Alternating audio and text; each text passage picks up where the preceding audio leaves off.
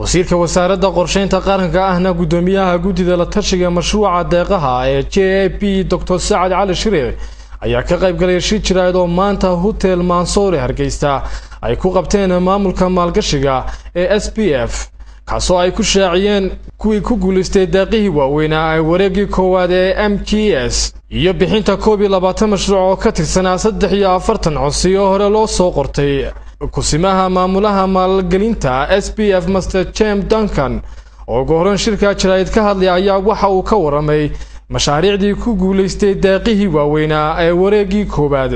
Mr. Jim waxa kale oo sharax ka bixiyay deeqaha la siinayo 12 mashruuc oo ka tirsan 43 codsi oo hore loo xushay 12 kaas mashruuc oo la siin doono deeq dhan 2.5 milyan oo dollar. deeqahani waxay dhalinayaan abaabul maalgashi oo cusub oo gaaraya 8.4 milyan oo dollar. waxa kale oo isna halka ka hadlay wasiirka wasaaradda qorsheynta qaranka ahna gudoomiyaha guddiga la tashiga deeqaha Dr. Saad Cali Shire waxaanu wasiirku u mahad celiyay dalalka wada mashruucan iyo banka adduunka waxaanu xuseen mashaariicdan ay faa'iidooyin badan u leeyihiin oo ay ka mid yihiin shaqo abuur. maamulka maalgelinta waxay shirka jiraayad ay ku sheegeen guud ahaanba marka la isku soo duubo in 59 deeqaha yaryar ah iyo 12 deeqaha waaweyn oo gaaraya 4.6 milyan oo dollar in laga filayo inay abuuraan shaqooyin cusub